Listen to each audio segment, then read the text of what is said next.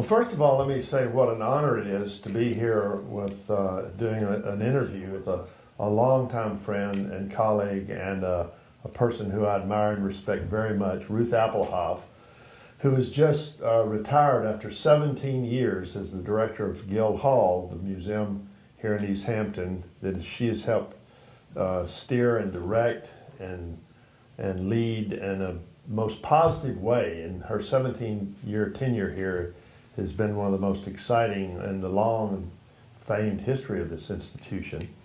I guess the best place to start in talking about your life is with your childhood. You were born in Washington, and tell us something about your early years. Well, I loved growing up in Washington, and in fact, even in high school, going down to the museums, I think was the reason that I really got involved with art and, loved museums there and then museums all around the country. So it was a great place to have a childhood, and very rare to have an experience where you have so much culture all in one place. It's exactly what happened with me. It's just somehow you were born with this love of painting and sculpture and the arts, and you chose that as a profession. Yeah. So then you got out of school and went to college. How did you end up in Syracuse? I went to Syracuse because I had an art teacher that I loved, and she had gone to Syracuse. Mm-hmm. And I thought, wow, I want to be somebody like her. Did it ever occur to you to be a painter? Well, I actually enrolled at Syracuse to be a painter and spent the first couple of years, doing life classes and all kinds of other art programs at Syracuse. In fact, Syracuse was very strong in the visual arts, not so strong in the other English and history and languages. So I love the visual arts and ended up then having that as my first experience in the art world. Well, a lot of great people in the arts, but Robert Hughes comes to mind, but a lot of the best people started out as painters and then realized that, they were not going to be Rembrandts, so they moved on to other aspects of the art world. And I think it gives you a multiple understanding of what it is like to try to, or what it's like to understand the struggle that the actual painters and sculptors go through. Well, actually, when I was living in Syracuse, I remember I had a beautiful barn in the backyard that I would paint in, and it had kind of an upstairs loft. And when I was invited to go to the Whitney to be a fellow there, a Helena Rubinstein fellow, I knew that I was really making a commitment to the museum world. So I remember taking all of my paintings and throwing them out of the loft of the barn into a truck, and we drove them off to the dump. Wow. So that was pretty definite. Well, maybe the world didn't need your paintings, but it certainly has been great to have you in the museum world because you've done such a remarkable job every place you've been. You go to these institutions that seem to be in trouble and struggling for an identity or getting on their feet, and you leave them in much better shape than before you came. So you have a talent there that's remarkable, and we'll certainly get into that with what you've done for this great institution here. But I'm really curious about the journey though. So you leave Syracuse and you get your first job outside of the university as a graduate.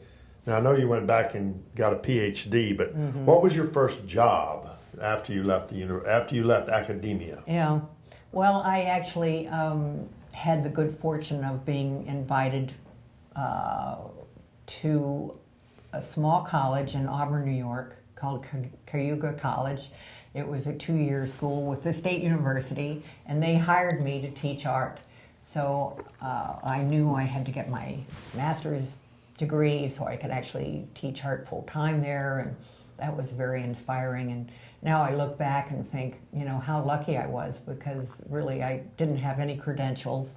I just loved being a teacher there, and I learned a lot from those students, as one does when you're in teaching. But I taught art history and painting and drawing, and what can I say? I probably wasn't prepared for it, but I loved it, and that led me on to other things.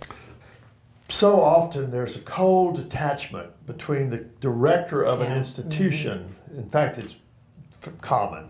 The director of an institution and the people who actually make the product that goes into their institutions. And that disconnect can be very off-putting and very destructive, in my opinion. And you've always had this kind of connection to the artists and a rapport with artists and this heartfelt love of not only the institution itself, but the institution's involvement in the community and with the artists. We've talked about that many times. Yeah. But that's starting to explain it, because you didn't come up the way that so many museum people do, which is trained as a museum director, work through the curatorial. Their entire involvement in the profession is always through the institutions from early on. But you actually had it. You had a hands-on experience with being a painter, even though failed, and being a teacher where you had to interact with students in a human way, and so that explains a lot about you. So you get the teaching job. Yeah. And then after that, how did you go from there into the actual business of being in a museum working? I went to Birmingham, Alabama. Birmingham offered me a wonderful job, was the chief curator for that entire museum, which is really an institution in itself. It's a block long, it's 4 stories high. It's a major museum. This is a very beautiful museum, and you walk into this big open corridor and up the stairs, and it must have been a real experience, though, being there. It was huge. Actually, it's the first time I had ever been responsible for a collection of paintings that actually were Renaissance paintings, and to actually have that in addition to decorative arts and, of course, my love, the contemporary art collection, which they let me add to. And I was up in New York buying art at Christie's and Sotheby's. I mean, this was it's a real museum. Oh, fabulous. So then, after Birmingham, what was next? Well, then I thought, well, being a curator is great, but I really want to be in charge. So I was offered a job in Virginia, in Roanoke, Virginia, at the Roanoke Museum, which I then changed the name to the Art Museum of Western Virginia, so I could actually get money from the state. But when I got to Virginia, to Roanoke, the museum was in a kind of an industrial building in downtown Roanoke, and I realized immediately that it needed to be renovated. So we dashed into the fundraising and the renovation and the architects and the whole thing, got it renovated. So it turned out that Roanoke, like Birmingham, was a great place to learn about people and collections and doing exciting shows. And I remember I invited you up. Yeah, we did a show there. And you had done a huge painting, maybe 30 feet long, called The Developer's Dream. And it was one of those great bayou paintings that you do. It was 30 feet long. It wasn't 30 feet? Oh, there you go. And we had a gala around the painting. Yes, I remember very well. It was great. Thank you very much for that. Well, I have to say that what you did, as I remember with Roanoke, is you took that humble physical space that they had then, and now all these years later, Roanoke has developed into this extraordinary, big, modern, gigantic, very active museum with a huge budget and a lot of employees. I'm getting to a point that seems to continue to come up, and it will throughout our talk, is that you leave places a whole lot better off than when you got there. You're kind of like Bill Parcells building football teams. But you really have a reputation for that, and it's something to be very proud of. So then you go from Roanoke to where? I went from Roanoke to Minnesota, And I was the director of the Minnesota Museum of American Art in St. Paul. And it was also in a big building downtown. Yeah, I remember seeing it that Remember day. it? And beautiful on Rice Park in St. Paul, gorgeous spot. And it needed renovating. There's a pattern here. Yeah, there is. So anyway, it ended up that I really enjoyed working with that community and renovating the space, which is a beautiful, beautiful building. It was a Richardsonian building right on the park. And actually, we did some amazing programming there that I was very proud of. The programming really was about the multicultural community that St. Paul has. So it was the Latin Americans and the Hmongs and the African American people, all of them involved with exhibitions there. And it was very, very special for me to be there. Then I was actually invited to do an exhibition in Washington at the National Museum of Women in the Arts. And so I went down there and worked with them. And then I got a call from Guildhall. Once again, you've come into an institution that is in desperate need of fundraising, renovations, a facelift, bringing it into a new decade, a new time. And we all know that the community out here with its beautiful beaches and nature and the farms and the beautiful wooded area and all the famous artists that have lived here have made East Hampton and the Hamptons what they are.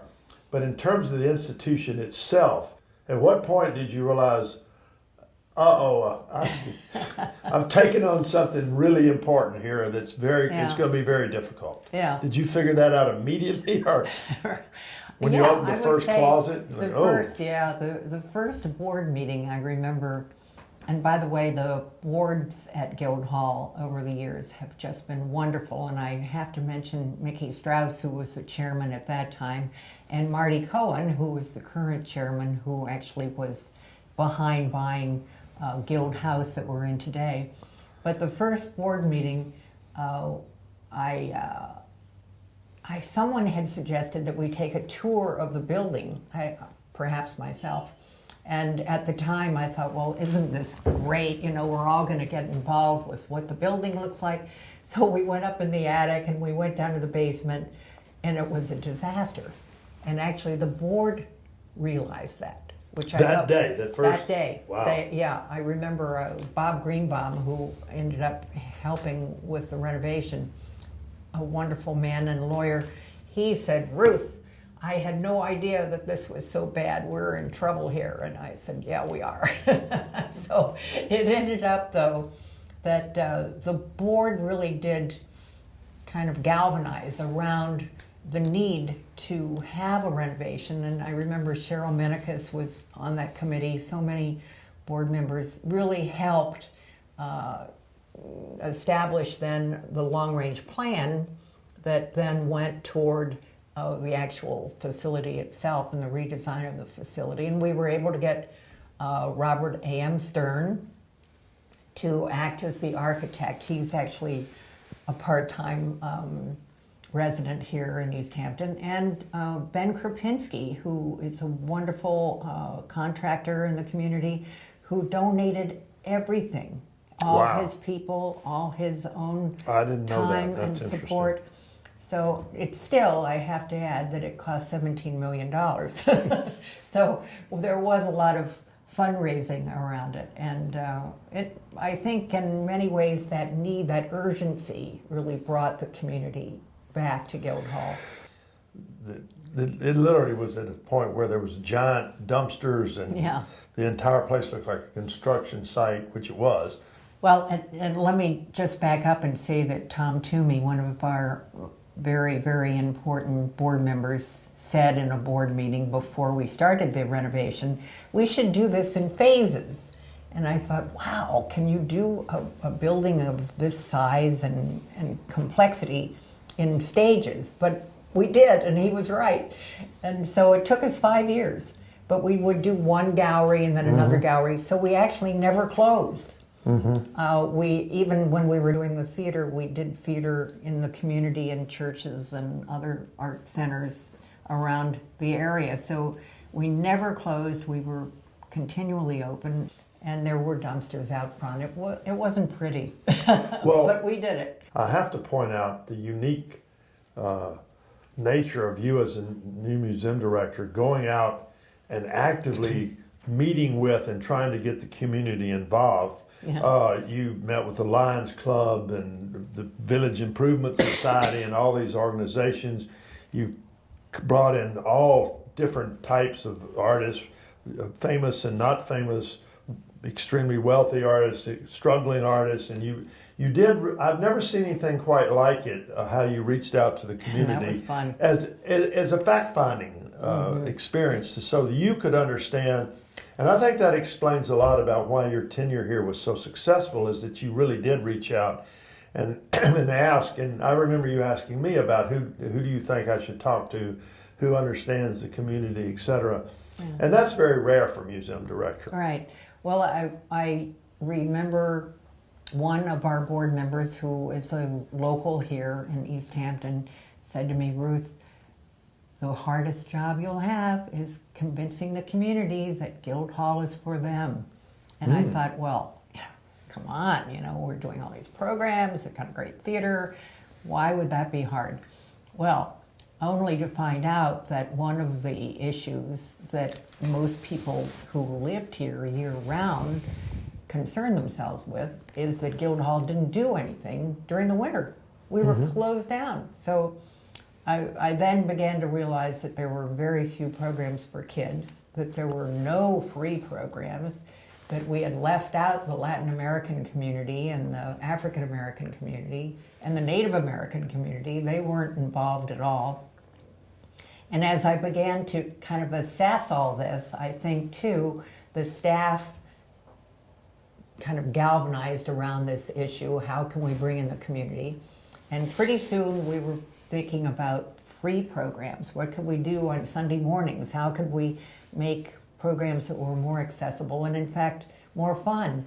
And I remember one of the wonderful moments was when we were rewriting the mission statement and we added the word entertainment. It was always, enriching and inspiring and through the arts, but by adding the word entertainment, we kind of gave ourselves permission to be even more than Guildhall had been in the past. So this was an opportunity for us to really expand our programming and reach that community that we wanted to, and so badly. And I must say that today, more than ever before, people come up to me and say, oh, thank you for the opera. And we're doing now the HD opera live from the Met. It is mobbed, it's sold out. So these are things that we were able to do over the 17 years. The theater now is such a big part of Guildhall. Yeah. Well, I think the theater always was of interest to the community. In fact, there were a lot of local community groups that were doing programs in the theater, but it wasn't really until after the renovation when we had the beautiful surround sound and all the lighting, and it was Broadway in East Hampton. And that's when I discovered that people, great musicians and great theater actors, would call us and say, I want to come to Guildhall this summer, or I want to come to Guildhall and do a concert over the winter time. So it was really a complete turnaround from what we had been used to in the past. For a community of this size, et cetera, you have a remarkable lineup of people that come through that institution every year, from the top comedians in the country to country singers to pop singers to hip hop. Every kind of conceivable musical talent comes through, and all the great theater productions you do with some of the great people from Broadway. It's really quite remarkable. It is. And I have to also not only thank Josh Gladstone, the artistic director of the John Drew Theater, but also Alec Baldwin, who is the head of the theater committee for Guildhall. And Alec has done an amazing job, attracting his friends and folks to Guildhall. But he himself has sacrificed his own private time to star in 2 productions at Guildhall. And the last one was All My Sons, which Yes. was this beautiful Arthur Miller play, and it sold out every night. I mean, if you have Alec Baldwin starring in something, you can be sure it's going to be good. Yes. Well, let me ask you this. In your long tenure there, did you find it more difficult to work with the theater people or the art people? Oh, that's not fair. The visual art people, Yeah, I say. understand. But, I wanted to also mention Christina Strassfield, who is the director of the museum. And she's been really the inspiration behind the museum. Her ability to pull in great exhibitions. I mean, just this past year we had Len Riggio's collection of minimalist art. It was just a gorgeous show. Actually, she invited you to exhibit at Guildhall a few years ago, but we had Roy Lichtenstein and Andy Warhol, and I mean, on and on and on. In fact, one of the shows that I'm most proud of is Cindy Sherman, because we had a one-person show by Cindy Sherman before she went to MoMA, before she really had a lot of big exhibitions, and of course she's a local here. And one of the themes that we really are quite strict about is that we show artists from this region. So we're always looking for great talent, and Christina's done a great job with it. Jennifer Brondo, who is the assistant in the theater, is also in charge of education for the theater programming. And a young woman named Stephanie Miller is in charge of education on the museum side. So that's something I want to stress, because I think one of the ways we were able to reach the community is through educational programs. And certainly the programs that we do in the schools are very important, but you never hear about them. And educational programs, of course, at Guildhall for adults. Now we're doing adult programming. We do a program called Table Talks, which is on Sunday mornings during the winter. And it's everybody that's anybody in the community comes in and talks about their interests and what they are doing, and sharing it with all of us, and free of charge. So there's a lot of very exciting different kinds of programs. By the way, that's the best thing about Guildhall, is it was named Guildhall, because it's all the guilds. And actually, when Mrs. Woodhouse decided to build Guildhall, she was in the library across the street, and she pointed over to the empty lot and said, "Oh, we should build an art center." And they said, "Well, why don't you name it the Woodhouse Art Center?" And she said, "Nope, I'm going to name it Guildhall, because I really believe that all the guilds, all of the arts should be equal." Wow. And so we can now do political talks or dance programs or whatever. It's all there. Well, thinking of the visual arts, just think of a couple of your favorite shows that happened. You mentioned Cindy Sherman, which would certainly have been a great one. Talk about a couple of other ones briefly that you just, memorable shows you did. Well, they're all memorable, but I think one of the most exciting ones was Barbara Kruger. And for those of us that know Barbara Kruger, she uses text, and she covers a room with text. So in this case, she went in and took the big gallery, the Moran Gallery, and turned it into this spectacular environment of text. And the text was somewhat of a tongue-in-cheek joke about people always laughing at rich men's jokes.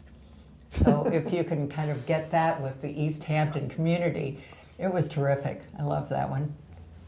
So what else comes to mind? Well, I think Roy Lichtenstein does, because we were able to get some material that no one had ever seen by Roy before. And of course, we all know Roy and the cartoon element in his work. But this was all about sea and sky, and it was actually curated by Jack Flam, who was the head of the Liechtenstein Foundation. And we were able to recreate a big mural that Roy had done of a big sunset with the lines radiating off, you know how Roy's work is. And the person that had helped Roy paint that, and you know Roy has passed some years ago, came back and recreated that for Guildhall. Wow. So at the end of the major gallery, we had this beautiful sunset that was really an original painting. Let's talk for a minute about the new addition to the Guildhall family, where you've got this artist in residence program. I feel like that at the end of your 17 years at Guildhall, this is one of the great moments in terms of moving forward. Let's talk about the artist in residency program and this building and where we are and that. Oh, well, thank you. Well, I'm very proud of it. The Hamptons have always been this place where artists would come and create. You know that yourself. But with the cost of living out here, it's rare now that a young artist would be able to afford to live and work here. So the artist colony is so important to the integrity of this community. We can't just be big mega mansions, right? We've got to have that. And rich artist. Yeah, we've got to have really some sort of richness in our heritage that we want to keep and support, and certainly Guildhall wants to keep and support. So it seems to me that the one thing that we needed badly was young artists who would come out here and become part of our community. Now, I'm very, very fortunate because we have a list of 200 artists that are living out here. It's called the Academy of the Arts membership, and they've all agreed to kind of help Guildhall in various ways. They're writers, they're musicians, they're filmmakers, and they're all offering to give their support. So when we were talking about doing a artist in residence program, it was Eric Fischel who helped so much. He's on the board of Guildhall. One of the most generous artists I've ever met. Yeah, truly.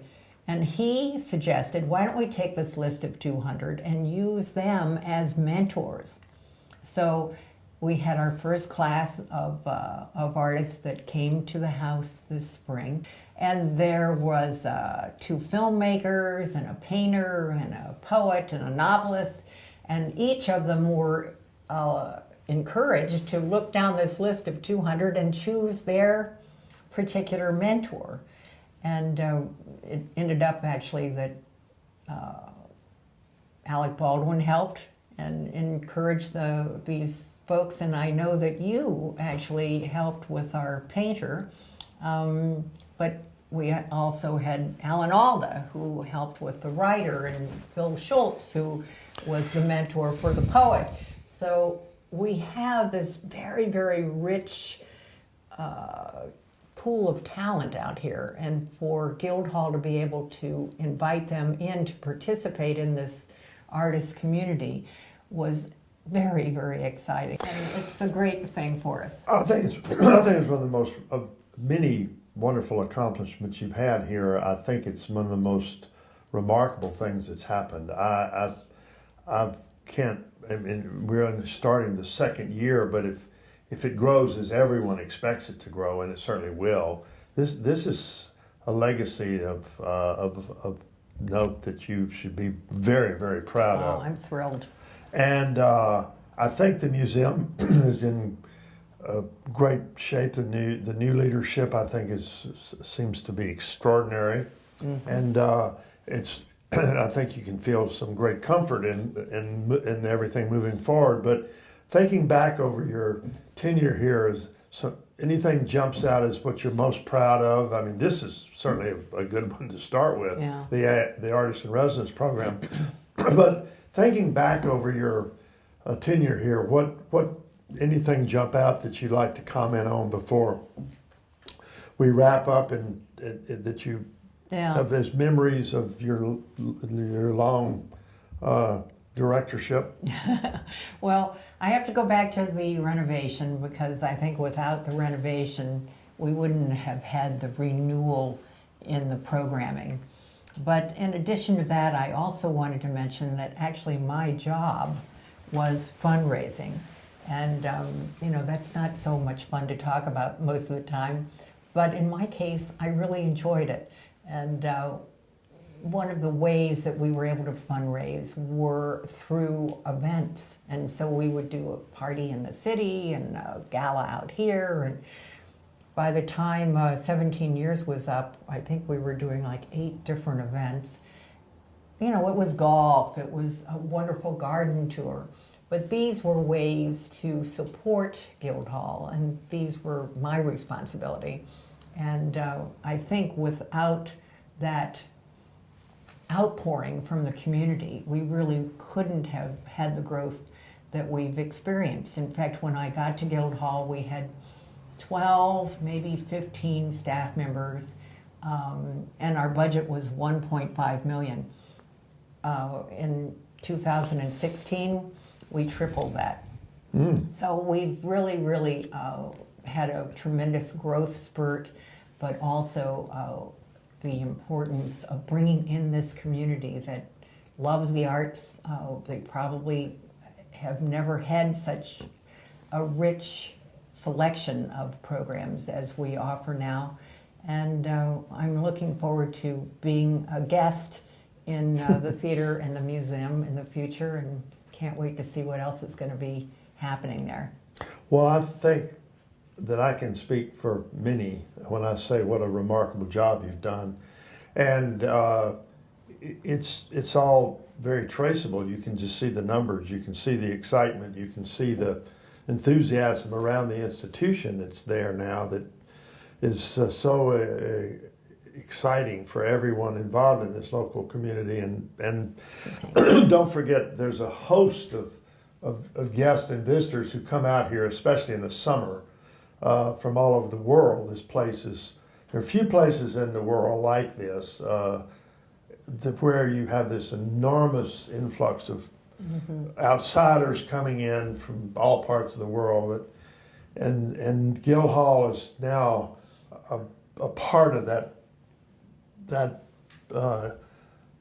electricity that takes place out here in the summer. A lot of that is attributable to your leadership, and you should be very proud of what you've done here over these years. Wow. And I know that we who know you from the community are very proud of you, and wish you another 17 years of excitement and fun just like this.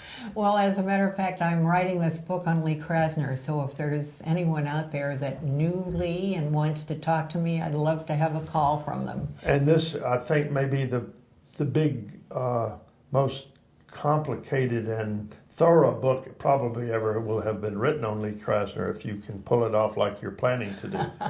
Well, actually, Gail Levin wrote a beautiful, very scholarly book on Lee. Mine is going to be more from a personal point of view. So we'll see what happens, but I'm really looking forward to it. Thinking back, I meant to...